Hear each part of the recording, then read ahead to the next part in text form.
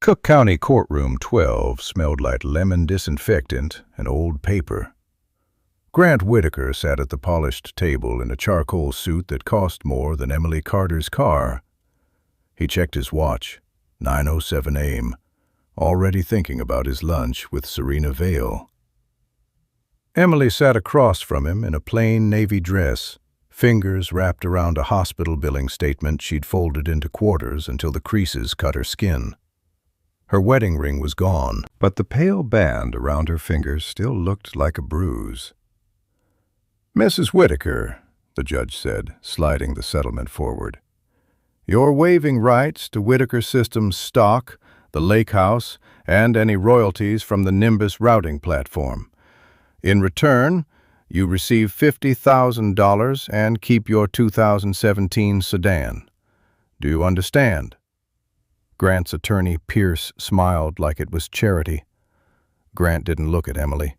He looked at the press bench instead, enjoying the camera clicks. Emily opened her purse and pulled out a cheap plastic pen.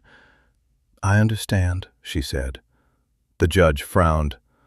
"You have no counsel today. This is severe. You were listed in early filings as a technical contributor.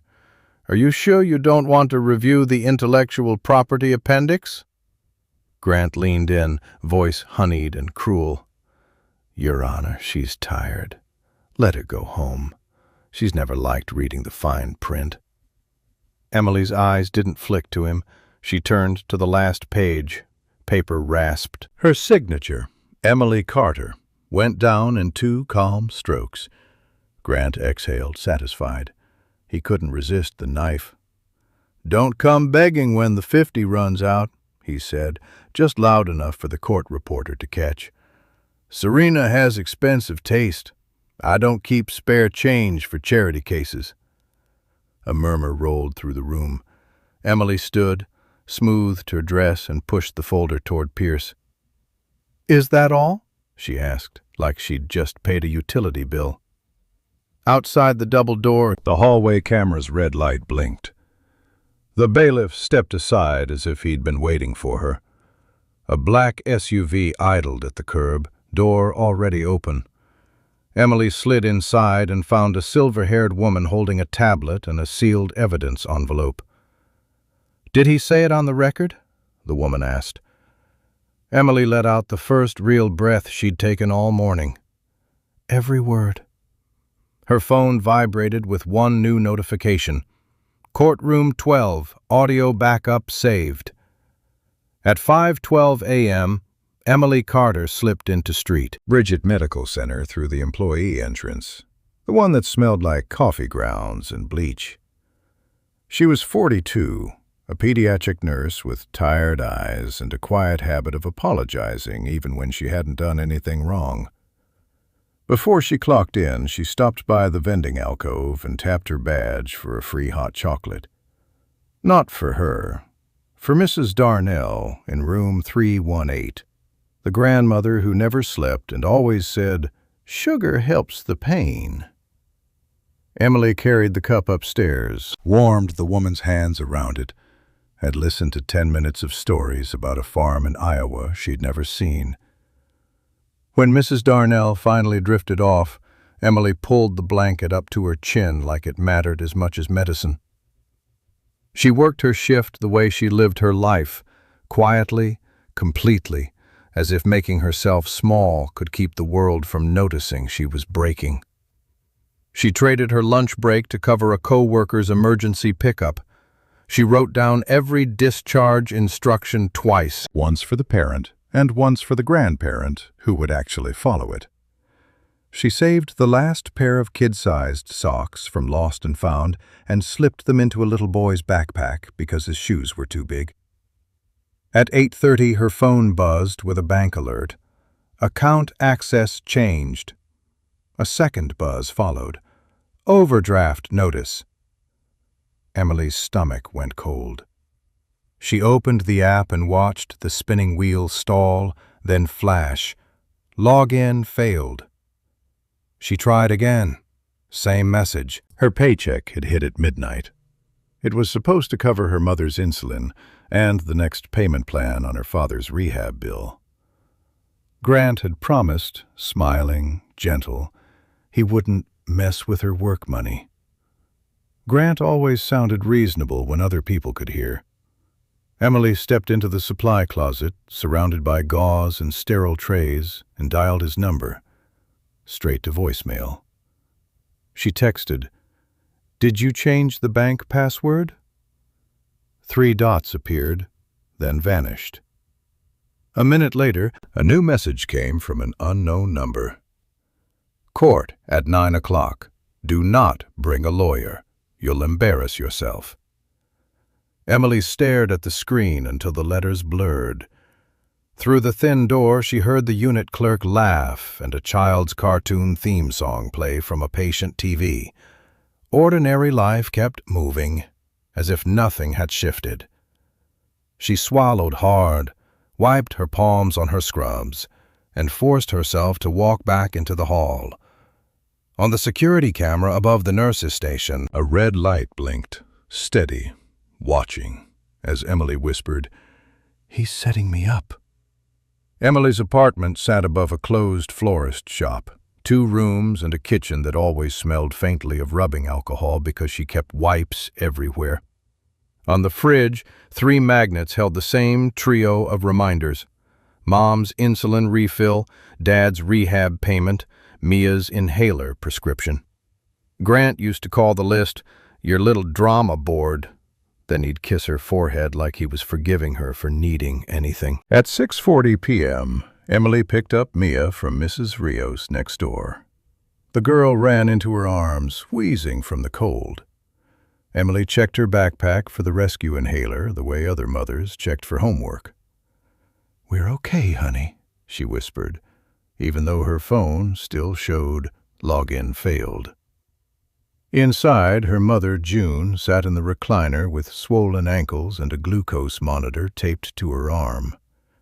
After the stroke, June couldn't drive, couldn't cook, couldn't manage the pharmacy app that demanded passwords and 2-factor codes. Emily set out pills in a weekly box, then logged into the insurance portal, Grant's corporate plan, because it was the only reason June's insulin was affordable.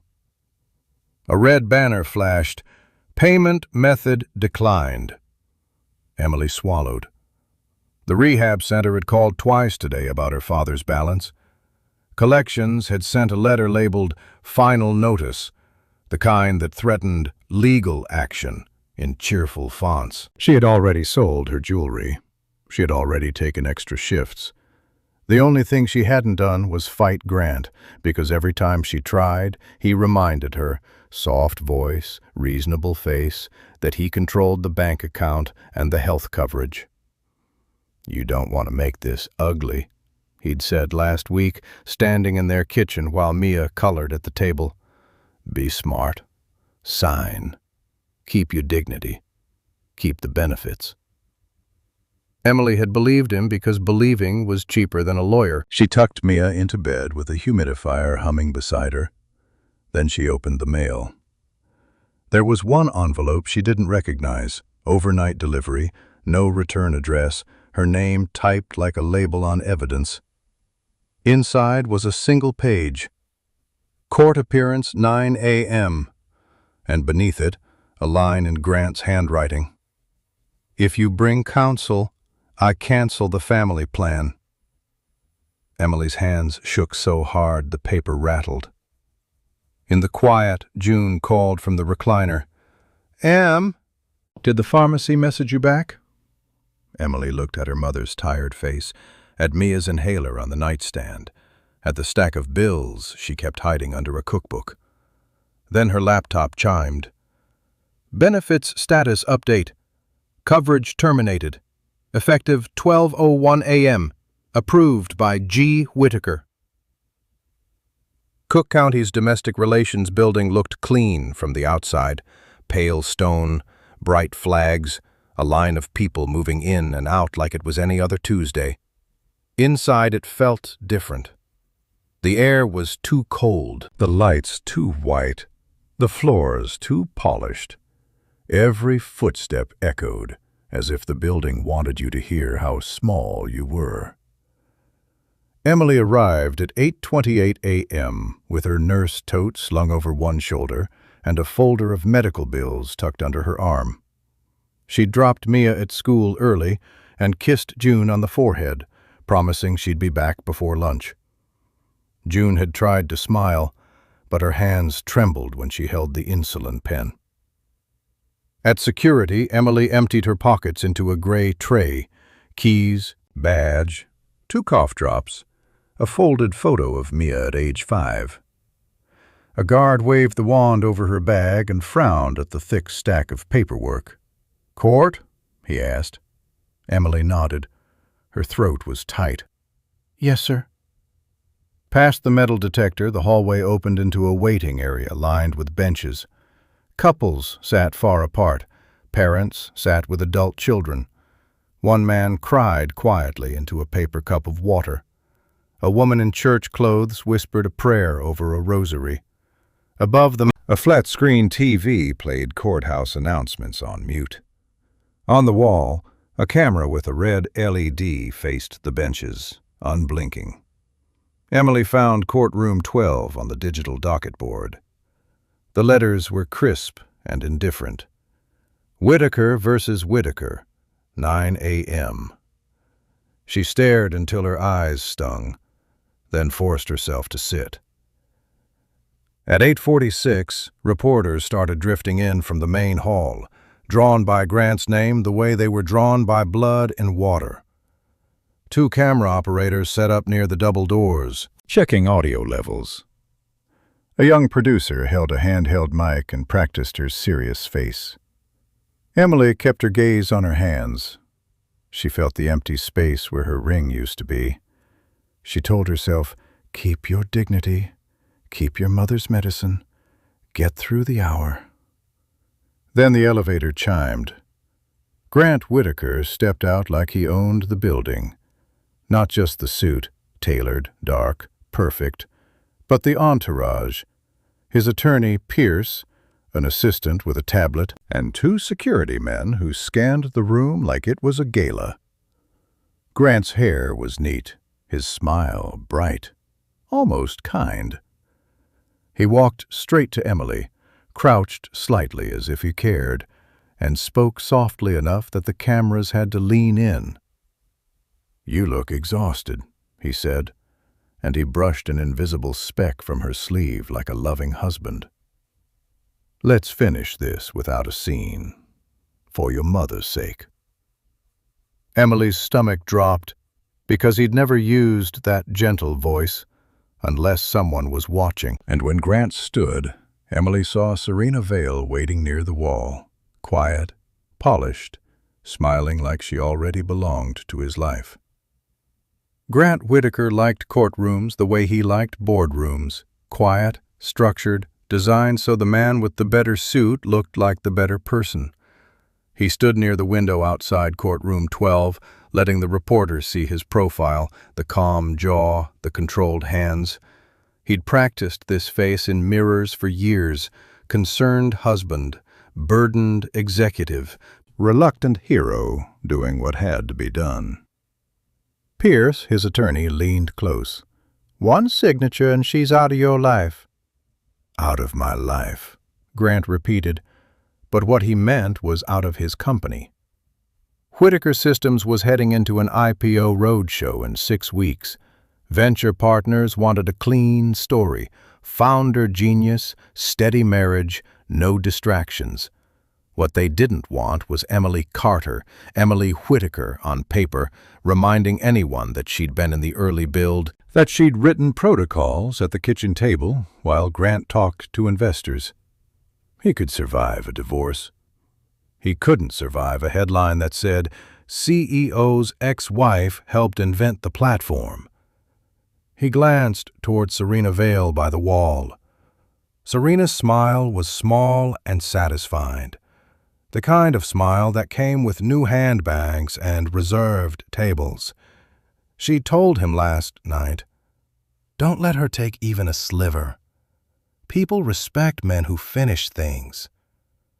Serena didn't love him.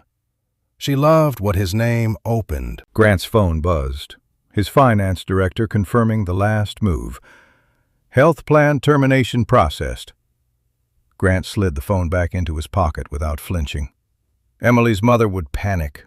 Emily would fold. Grant didn't think of it as cruelty. He thought of it as leverage, the same way he thought of contracts and debt, pressure points on a spreadsheet. Across the benches, Emily sat with a folder of bills like a shield. She looked pale. She looked tired. Grant felt a brief, inconvenient sting of memory. Emily making coffee at 2 a.m. Emily taking his calls when he was nothing but a loud idea. He crushed the feeling instantly. Sentiment was for people without shareholders. He lowered his voice to Pierce. If she hesitates, remind her about the insurance. And if she tries to grandstand, you know the plan. Pierce nodded. We have your statement ready, the one about emotional instability. Grant's eyes flicked to the court reporter's table, to the microphone, to the blinking camera light above the door. Perfect. Let the building record everything. Let the public see him as reasonable.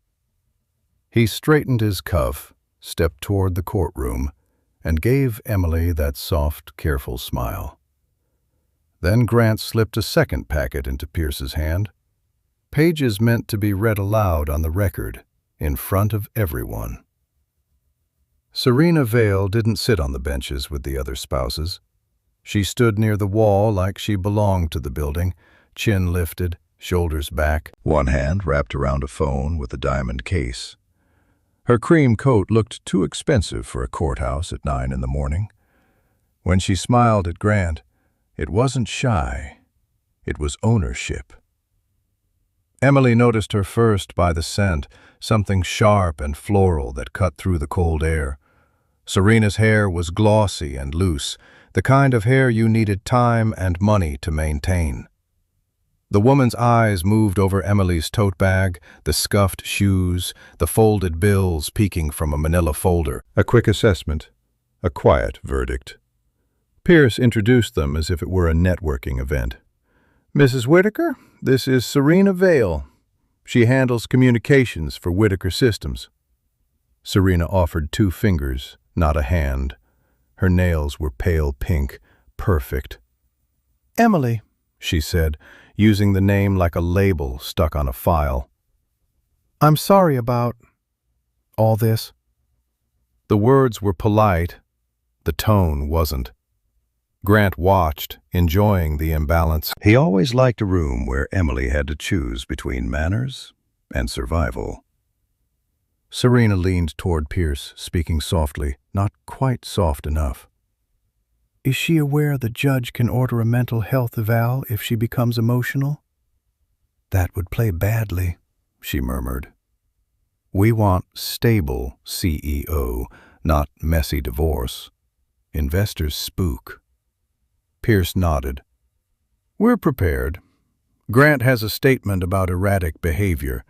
If she raises her voice, we file it today. Emily heard enough to understand the message. Don't react. Don't cry. Don't defend yourself.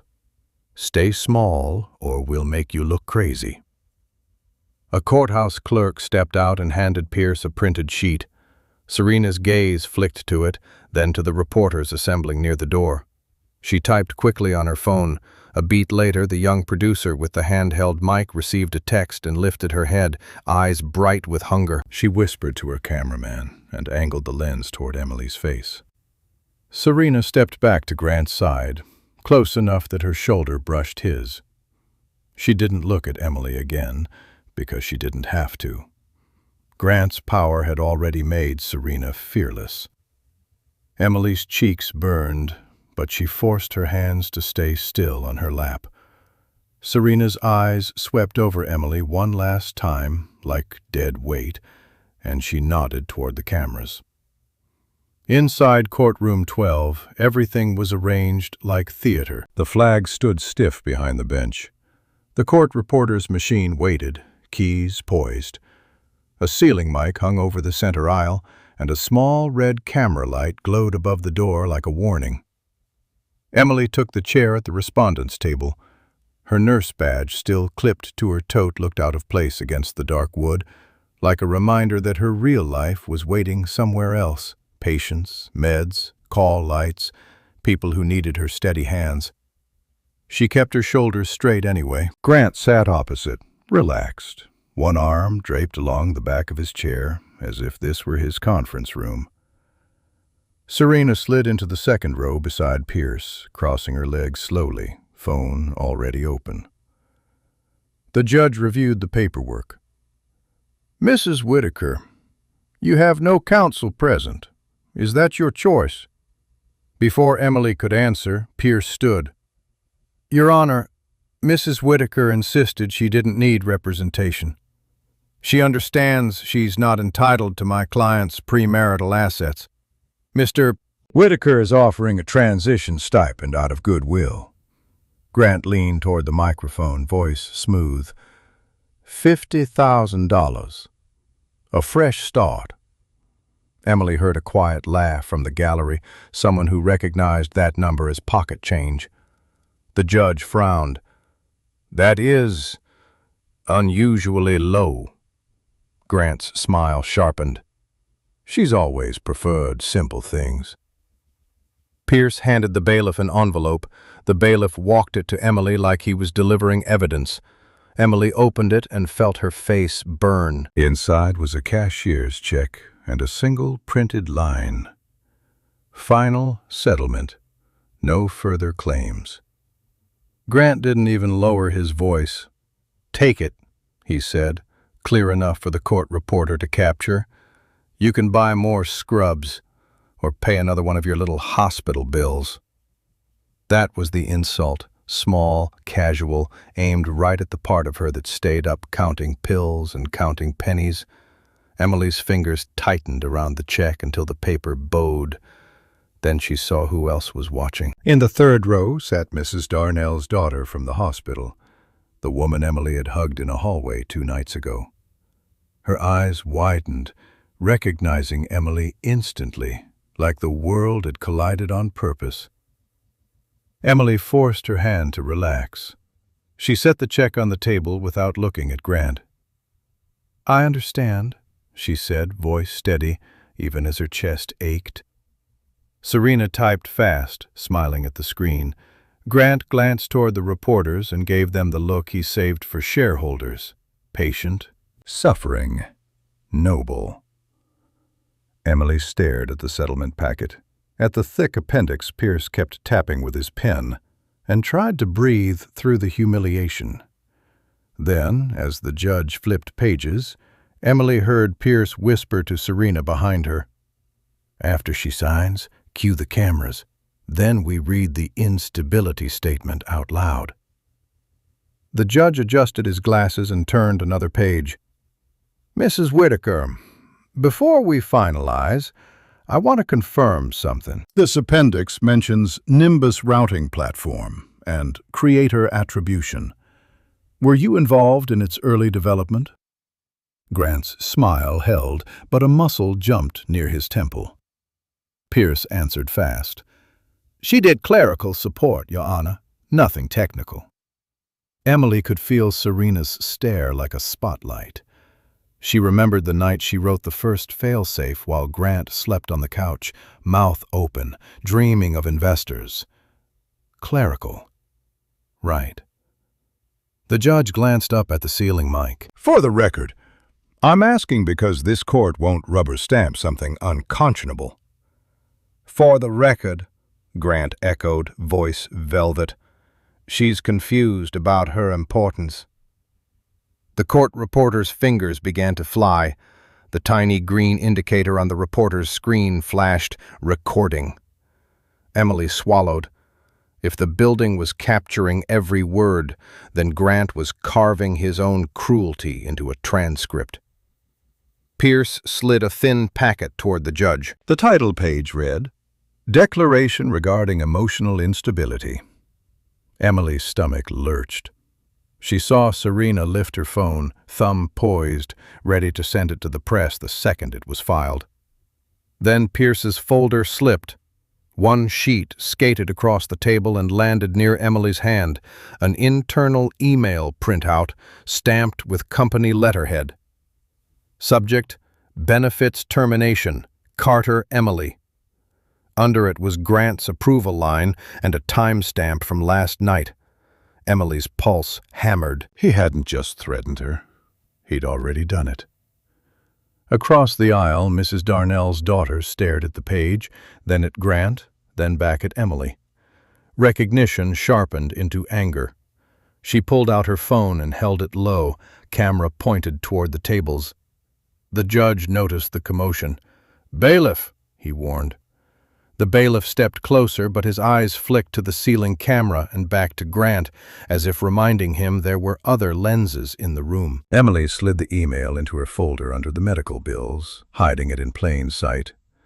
She kept her face calm, the way she did with frightened parents in the ER. Inside, something changed. Fear, yes, but also a thin, bright thread of proof. Mrs. Darnell's daughter leaned forward and whispered, barely moving her lips, "I got his voice in that paper. Don't let them erase it." In Emily's lap, her phone lit up with a text from an unknown number. "I work in court. Your hearing video is archived." The judge leaned back, pen tapping. "Mrs. Whitaker, last time. Do you want time to obtain counsel?" Emily's mouth opened. In her mind, she saw June's insulin pen, the red banner, coverage terminated. She also saw the email she'd tucked under Bill's, Grant's approval, time-stamped. If she asked for a continuance, Pierce would argue she was stalling. If she protested, they'd label her unstable. Either way, Grant would punish her before she ever reached the pharmacy. She began. Pierce rose instantly. "Your Honor, we object to delay. My client has an investor call at 11. This has already been rescheduled twice because Mrs. Whitaker failed to cooperate." Grant sighed, practiced patience. "I'm not trying to hurt her. I just need closure." The judge's eyes narrowed. "Closure doesn't justify coercion." Grant's expression didn't change, but his hand slid to his phone on the table, screen facing Emily. One notification glowed in large text. HR confirmed. Credentials suspended pending review. Emily's stomach flipped. St. Bridget didn't suspend nurses for divorce court. Unless someone called. Unless someone made it sound like theft, or emotional risk, or a liability. Grant had donors on the hospital board. He'd bragged about it at Christmas parties. Her phone buzzed again. A voicemail from the rehab center. Then another text from the unknown IT number. "They'll try to seal the record. Ask for transcript." Emily looked up at the ceiling camera, then at the court reporter's machine. Record. Evidence. Not hope. Proof. But proof didn't pay for medicine today. The judge slid the settlement closer. "You understand the terms. Once signed, it's final unless fraud is proven." Fraud. Emily's fingers hovered over the plastic pen. She thought of Mia's inhaler. She thought of June waking at midnight, confused, asking for water. She thought of her father's rehab therapist saying, "1 more month, and he could walk unassisted." Grant leaned in, voice low, friendly enough to fool a stranger. "Sign, Em. I'll turn the insurance back on. You can go be the saint nurse again." Emily's hand shook, but she signed. Pierce didn't wait. He stood and addressed the court. "Your Honor, now that the agreement is executed, we move to enter Exhibit A into the record, the declaration regarding Mrs. Whitaker's instability, and request a temporary restraining order for Mr. Whitaker's safety." Emily's head snapped up. Pierce began reading the first line. Mrs. Whitaker has a history of dangerous outbursts. Pierce's voice carried through the microphone, crisp and rehearsed. Mrs. Emily Carter Whitaker has displayed volatile behavior, including threats, harassment, and attempts to sabotage Mr. Whitaker's business relationships. A ripple ran through the gallery. Emily's face went hot. She had never threatened anyone in her life. She had spent last night wiping her mother's hands and checking her daughter's breathing. Grant stood, palms out, playing wounded. Your Honor, I don't want to do this, he said, turning slightly so the cameras caught his good side. But she's been unstable for months. My staff is afraid. My fiancé is afraid. Serena's mouth curved, small and satisfied. Pierce lifted a second exhibit. We also have evidence of misappropriation, he announced. Proprietary documents from Whitaker Systems were accessed from Mrs. Whitaker's personal laptop after hours. Emily's head snapped up. That's not Mrs. Whitaker, the judge warned. Let counsel speak. Pierce clicked a remote.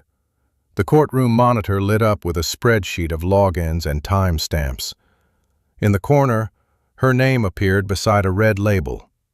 Unauthorized. Reporters leaned forward. The producer raised her mic. Grant's voice turned hard, just for a second. She's a nurse, he said, loud enough for the record. She knows how to steal passwords. She knows how to play victim. She even used my mother-in-law's illness to guilt me. Emily heard someone gasp behind her. A woman on the back bench whispered, Poor June. The judge looked troubled. Mr. Whitaker, this is a divorce hearing, not a criminal trial. I'm asking for protection, Grant said, stepping closer to Emily's table. And I'm asking the court to order her to return all devices. Today. Emily felt the floor tilt. If they took her laptop and phone, she'd lose the hospital portal, the insurance appeals, the messages from the rehab center. She'd lose the only proof she'd hidden under her bills. Please, she said, voice cracking despite herself. My daughter. Grant cut her off with the line he'd saved like a weapon. Your daughter deserves a mother who isn't dangerous. The courtroom went silent, like every breath had been stolen. Then, from the third row, a chair scraped back. That's a lie, Mrs. Darnell's daughter said, holding up her phone. I recorded what he did. The judge's gavel struck once. Order, he said, voice sharp. Ma'am, sit down. Recording in a courtroom can be illegal. Bailiff, secure that device. Mrs. Darnell's daughter hesitated, her hand still raised, phone glowing like a flare. Two reporters leaned forward, hungry.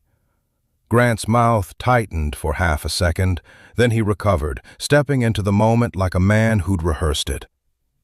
Your Honor, he said, eyes glossy. This is exactly what I mean. She recruits strangers. She manufactures scenes. I can't live like this. Emily turned toward the woman who'd stood up for her. She's not lying, Emily whispered. Please. Mrs. Whitaker, the judge warned again, do not speak over the record. The bailiff took the woman's phone and placed it in an evidence pouch. Serena's eyebrows lifted, pleased, as if a small fire had been put out. Pierce slid his instability packet higher on the table, like a flag claiming territory. Whispers spread behind Emily, fast and poisonous. She hacked him, someone muttered. Poor man, another voice said. He looks scared. Emily's cheeks burned. The courtroom had flipped so quickly it felt unreal. 10 minutes ago, she was a nurse with bills. Now she was a headline waiting to happen. The judge rubbed his forehead. Given the allegations, I'm issuing a temporary order for device preservation. Mrs. Whitaker, you will surrender your laptop and phone today to a neutral forensic service. No deletions, no changes. Next hearing in 7 days. Emily's heart slammed.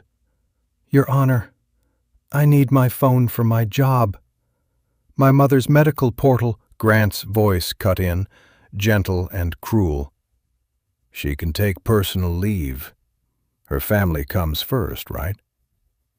The judge's eyes softened for a moment, but the gavel came down anyway. Compliance is mandatory. The bailiff approached Emily's table. She stared at her tote, at her hospital badge, at Mia's photo tucked into the side pocket, and felt her hands go numb as she handed over her phone, then her laptop, like she was surrendering air.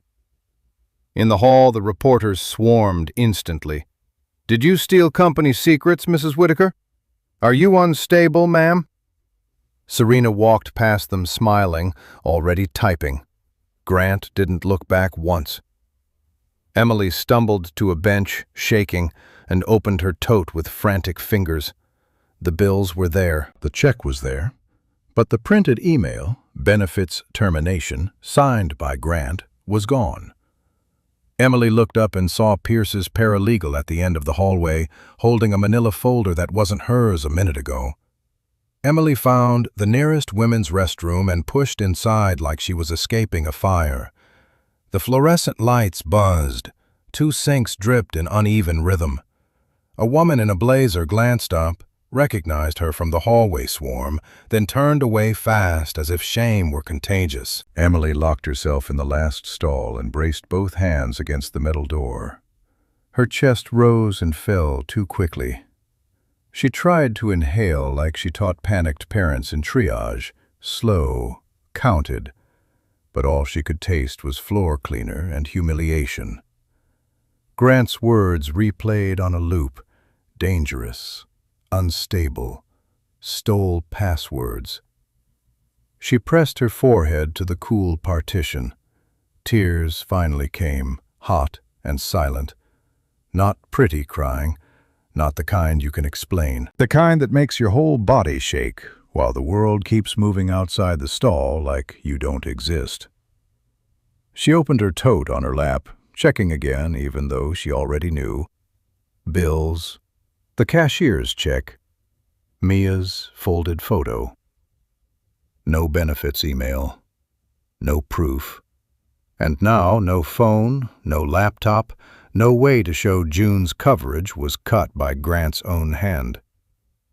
Emily wiped her face with a paper towel and looked at her ring finger, the pale band of skin where her life used to sit. She remembered the day Grant slid the ring on and promised, "I'll take care of you." He had. He'd taken care of her like an owner takes care of a leash. A stall door creaked. The woman in the blazer washed her hands and left. The restroom fell quiet again, except for the drip and the buzz. Emily forced herself to stand. She ran cold water over her wrists, trying to calm the tremor.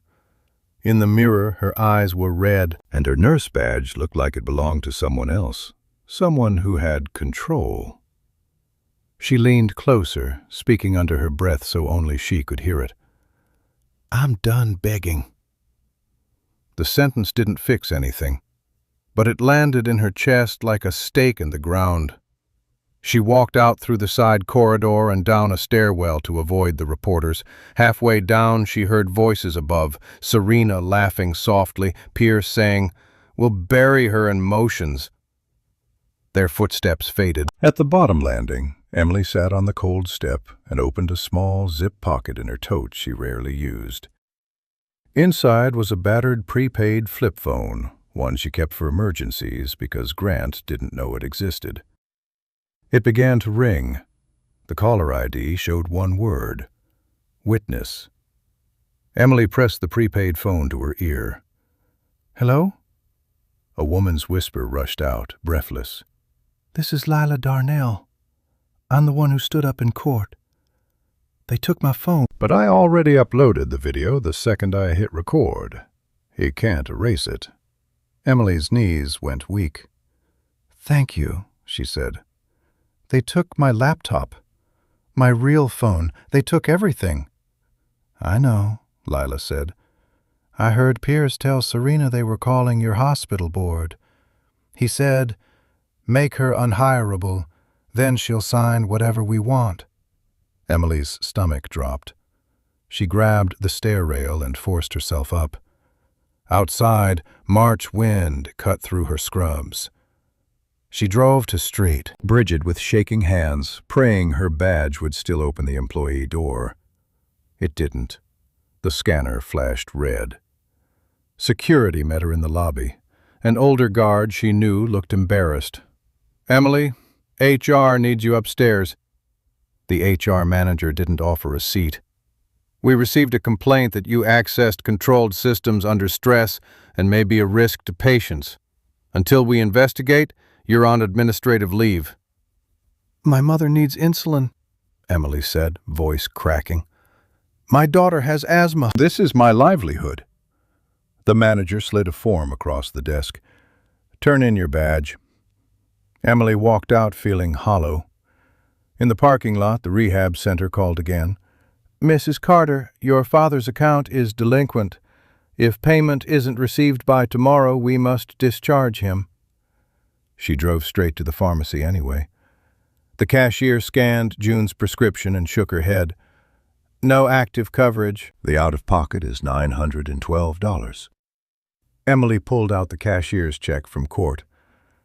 "Can I use this?" "We don't take checks," the cashier said gently.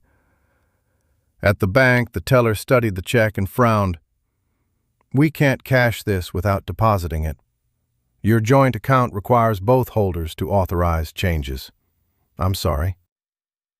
Emily sat in her car and stared at her hands until they stopped trembling. Her whole world depended on passwords and approvals she didn't control. When she reached home, a bright orange notice was taped to the door. Pay or quit. Her rent auto-pay had bounced. Inside, June sat in the recliner, pale, asking, "Did you fix it?" Emily swallowed the panic and lied, "Soon."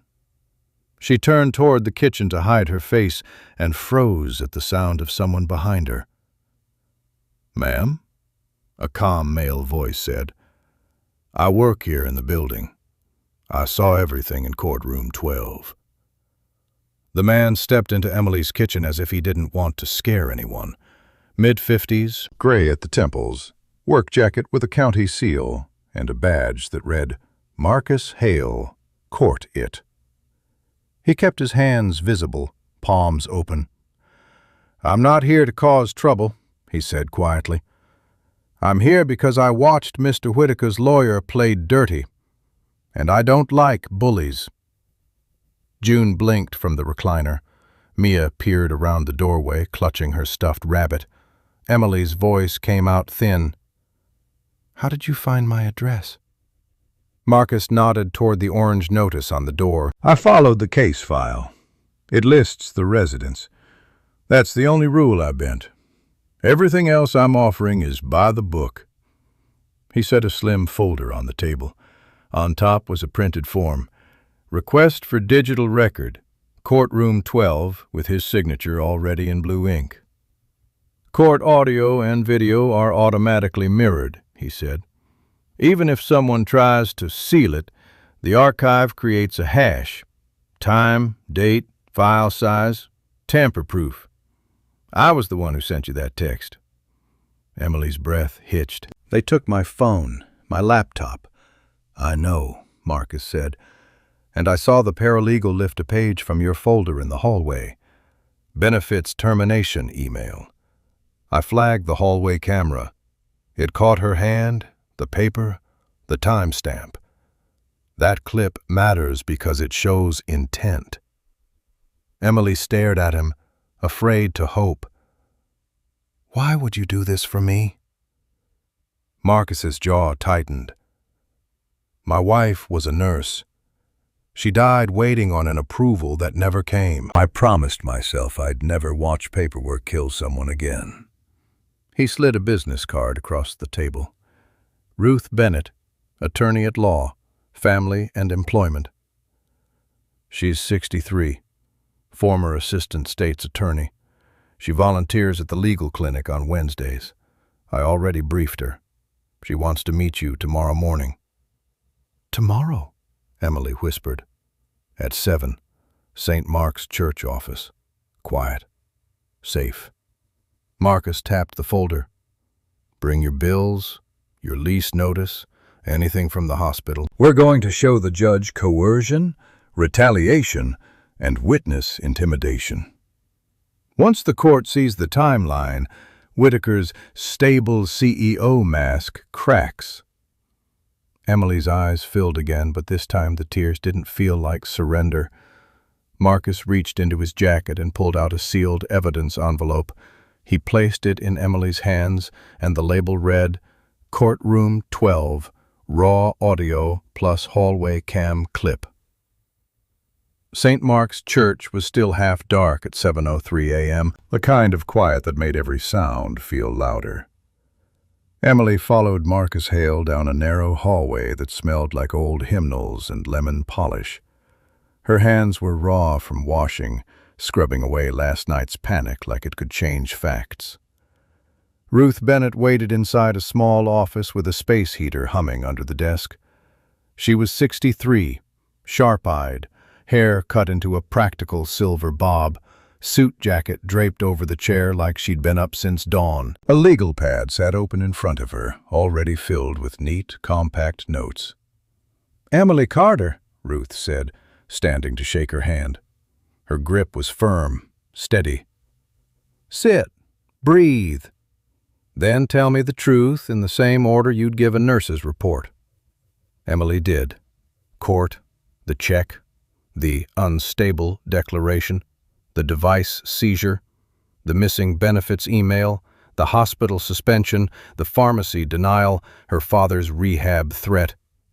Every detail landed on Ruth's pad like a nail. When Emily finished, Ruth looked at Marcus. "Show me what you brought." Marcus placed the sealed evidence envelope on the desk and broke the seal with a letter opener. Careful, like chain of custody mattered even in a church office. Inside, a thumb drive labeled raw audio, a printed still image from a hallway camera, and a certification sheet with a timestamp and file hash. Ruth plugged the drive into her laptop and played the audio.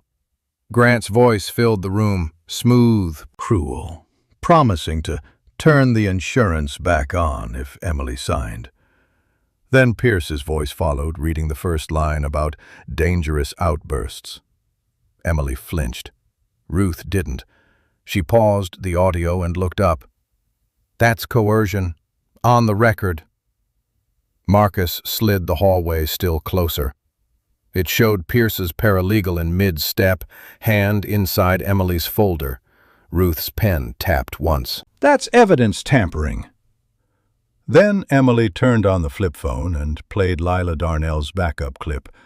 Grant saying, "My fiancé is afraid." Then calling Emily dangerous for the cameras. Ruth watched the video once, then again, her face unreadable. She drew 3 columns on her pad. Coercion, retaliation, tampering. Under retaliation, she wrote, HR suspension plus benefits, termination plus device seizure.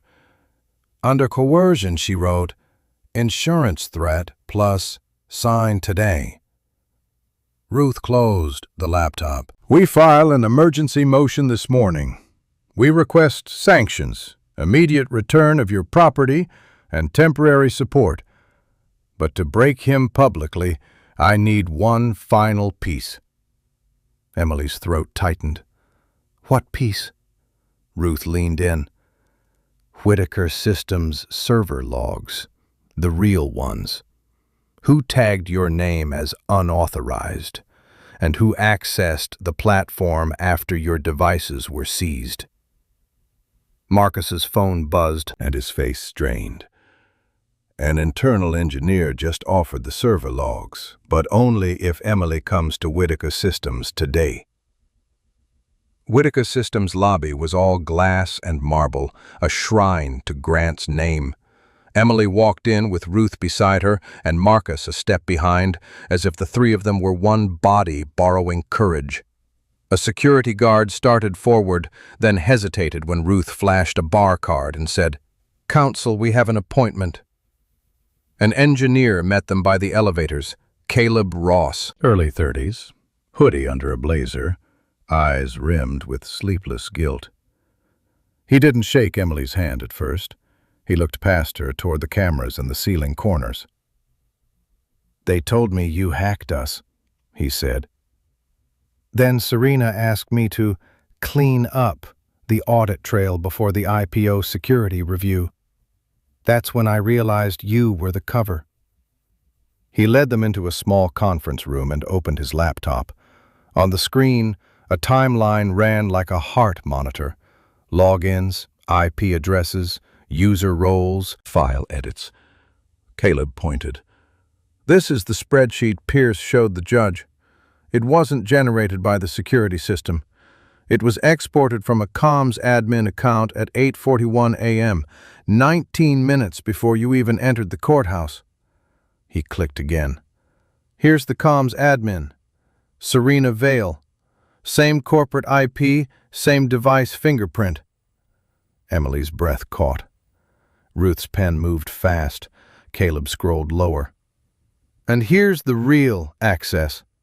At 9:26 a.m., while your phone was in the bailiff's pouch, Someone logged into the Nimbus repository using an executive override token. That token belongs to Grant Whitaker. The action?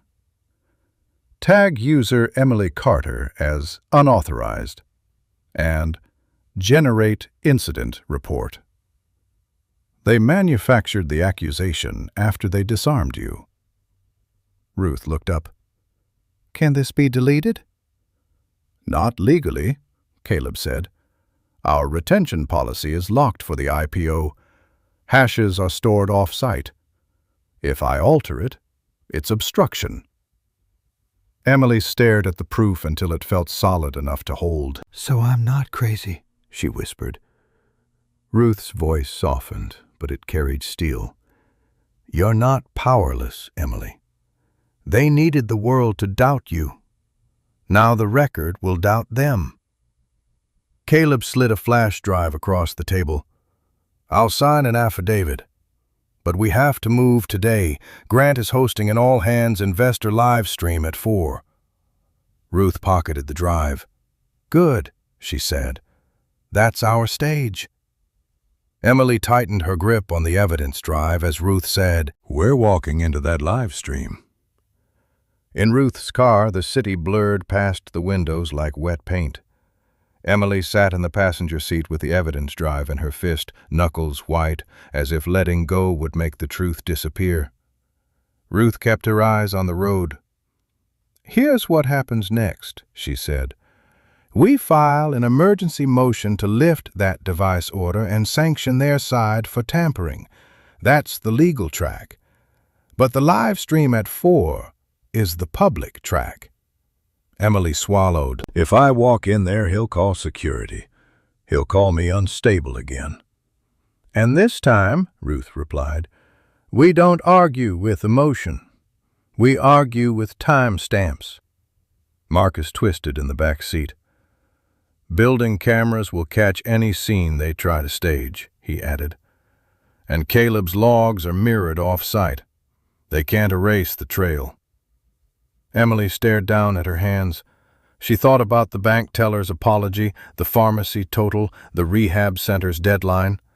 She thought about June's pale face asking, "Did you fix it?" She thought about Mia sleeping with her rabbit, unaware that her mother's whole life had been reduced to signatures and permissions. Ruth pulled into a small strip mall and parked. "We need you steady," she said. "Not perfect. Steady." Inside a discount clothing store, Emily bought a plain black blazer and a white blouse with her last $42 in cash.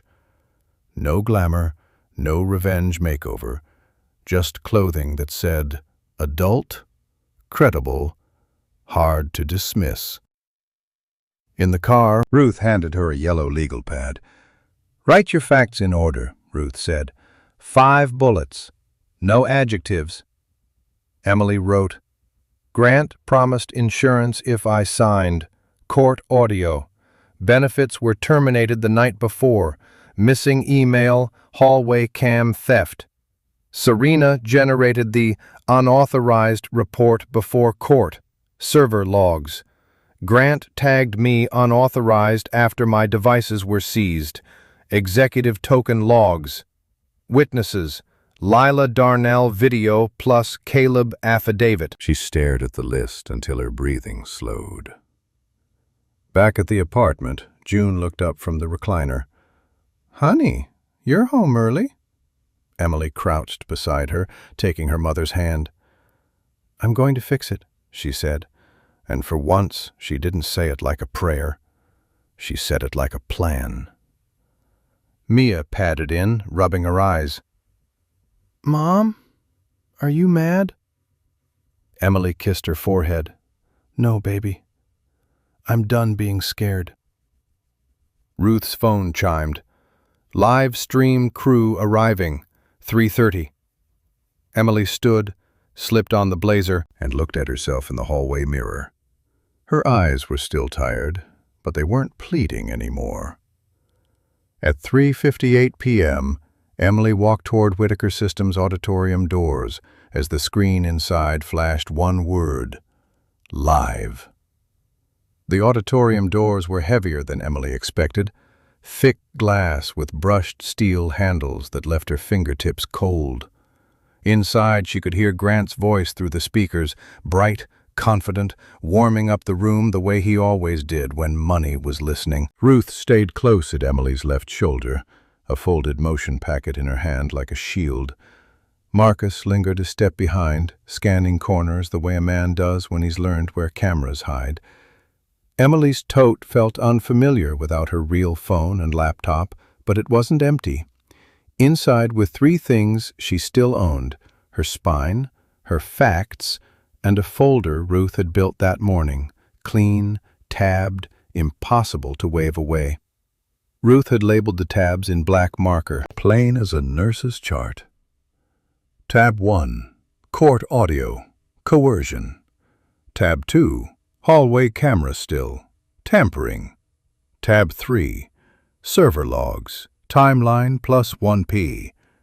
Tab 4, Witness Video, Lila Darnell. Tab 5, Affidavit, Caleb Ross. No adjectives, no speeches, just proof. Emily adjusted the blazer she'd bought with her last cash. It wasn't glamorous. It fit slightly tight at the shoulders, like she was still growing into the person who could walk back into a room that had chewed her up. She'd twisted her hair into a neat clip and dabbed on a little drugstore lipstick. Nothing dramatic, just enough to say she wasn't hiding. A security guard stepped forward. "Ma'am, this is a closed event." Ruth raised her chin. "She has legal counsel present. Any attempt to remove her will be part of our filing today. And tell Mr. Whitaker his injunction request is about to boomerang." The guard hesitated. Behind him, employees in company polos filled rows of seats. A few looked over, curious. Some recognized Emily from old photos in the Founder's Story slideshow the company used at holiday parties, back when she was allowed to exist in his narrative as background. Near the side aisle, Caleb Ross waited with a visitor badge and a face that said he hadn't slept. He gave Emily a quick nod, one man's quiet apology for another man's lies, then disappeared toward the control booth. On stage, Grant stood at the podium, Serena hovering just off to the side with a headset, ready to manage the optics. The giant screen behind them showed the title slide. Investor Update. Stability, Growth, Trust. Emily inhaled once, slow and counted, then pushed the doors open and stepped inside. Heads turned. Conversations died. Grant's smile held for half a heartbeat, then cracked at the edges. Behind him, the screen flickered, and a new message appeared. Second input connected. Live audio ready. Grant's smile snapped back into place as if it were stapled on. "As I was saying," he told the room, "Whitaker Systems is built on trust." Behind him, the screen chimed again. Second input connected. The title slide dissolved into a waveform, then a courtroom timestamp. 9:14:22 a.m. Courtroom 12. Ruth stepped into the aisle, voice calm and loud enough to carry, "This isn't sabotage. This is evidence, and it's certified." Grant's head jerked toward the control booth. Serena's fingers flew over her headset controls. "Cut it," she hissed. But Caleb Ross stood up in the booth, hands visible, and spoke into the live mic. "I'm the security engineer who pulled the logs. I authorized this feed. You can't cut what's already streaming to investors." The audio played, Grant's own voice, smooth and cruel. "Sign, Em. I'll turn the insurance back on." A murmur rippled into a wave. Employees turned to each other. Someone in the front row whispered, "He said that on the record." Ruth clicked a remote. The screen split into panels. A hallway camera still of Pierce's paralegal reaching into Emily's folder. A server log export showing Serena's comms admin account generating the unauthorized report at 8:41 a.m. Then the executive override token at 9:26 a.m. tagged to Grant, marking Emily Carter unauthorized after her devices were seized. Marcus Hale stepped forward, badge held high. "Court IT," he announced. "These files are mirrored and hashed. Tampering triggers an audit." "The judge will see this today." Serena's face drained. Grant's jaw worked like he was chewing glass. "This is a hack," he barked. "She's unstable. She's doing what she always does." Caleb didn't flinch. He walked down the side steps and stood where everyone could see him. "No, sir. This is your timeline, your token, your command." A woman in a navy suit rose from the second row, company counsel. "Grant, stop," she said tightly. "Investor Relations is pausing the stream." "Compliance is opening an investigation. And HR just received an emergency motion alleging retaliation." Grant's eyes locked on Emily like a threat. "You want your mother's insulin?" he whispered into the microphone, forgetting it was still live. "Walk out. Right now." Emily stepped closer, voice steady. "You already used medicine as a weapon. Today you used it on yourself." Grant's face twisted. He grabbed the podium edge and then pointed at security. "Remove her!" Grant shouted as two guards started down the aisle toward Emily. The two guards reached Emily's row, hands out, but they stopped when the company's general counsel stepped into the aisle and raised her voice. "Stand down! Now! If you touch her, you're touching evidence and obstructing an active compliance inquiry." Grant gripped the podium like it could hold him up. "I'm the CEO," he snapped. "You were," the counsel corrected and pointed to the control booth. The live stream feed had been paused, but not before investors heard his hot mic threat about insulin. Phones all over the auditorium were already buzzing with messages, screenshots, and clipped audio. The lie wasn't just exposed, it was portable. Ruth handed the counsel a stamped motion packet. "Emergency filing," she said. "Coercion on court audio, retaliation, tampering, and falsified system logs." We'll be in front of Judge Klein by 10 a.m. Caleb Ross stepped forward with a shaking breath. I'll testify, he said. Those logs are real. Serena asked me to clean them. Grant used the executive token himself. Serena backed toward the side exit, face pale. Marcus Hale lifted his badge. Court IT will certify the archive, he said. If anyone tries to bury it, the hash trail will prove it. Grant's mask finally cracked in public. Emily, please, he hissed, quieter now, as if the room might forget what it had just heard. We can fix this. Emily looked at him the way she looked at a parent who refused to listen to a doctor. Calm, finished, not cruel. You don't fix what you chose, she said. You face it. By the time Emily walked out, the board chair was already on the phone announcing administrative leave pending investigation. HR sent an email to the entire company within the hour. Serena's access suspended, an independent audit launched, employee interviews scheduled. At 10:17 a.m., Judge Klein ordered Emily's devices returned immediately and set sanctions briefing for evidence tampering. By afternoon, June's insurance was reinstated under court order, backdated so the pharmacy could process the claim. Emily picked up insulin with shaking hands and didn't cry until she was in the car. A week later, St. Bridget cleared her name and reinstated her badge with a written apology. The rehab center extended her father's care after Ruth secured temporary support. Lila got her phone back. Caleb kept his job under whistleblower protection. Pierce was reported to the bar, and Grant's instability filing was struck from the record. That night, Emily sat at the small kitchen table with Mia coloring beside her and June dozing peacefully in the recliner. The apartment was still modest, but it felt safe again. Emily taped one new reminder to the fridge. Keep copies, keep witnesses, keep your dignity. All right. So the story has closed. And hey, my wonderful people, are you still here with me right now? If you are, then something in this journey touched your heart in a real way. And I think we both know why. Because Emily's fight isn't just drama, it's a life lesson. When someone controls your money, your access, your reputation, they're not protecting you. They're shrinking you.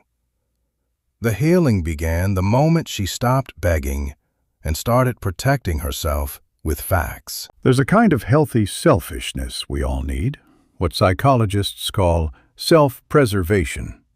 Choosing your dignity, your safety, your truth, even when it upsets the person who benefits from your silence. As the saying goes, you can't pour from an empty cup. And another one I love, boundaries are the distance at which I can love you and me at the same time. Emily didn't win by screaming. She won by documenting, finding witnesses, and refusing to accept shame that wasn't hers. So if you're watching this and something feels familiar, take this as your sign. Keep your receipts, keep your people, keep your voice. And if this story spoke to you, please share it with someone who needs strength today, and subscribe, because you deserve stories where justice is real and healing is possible.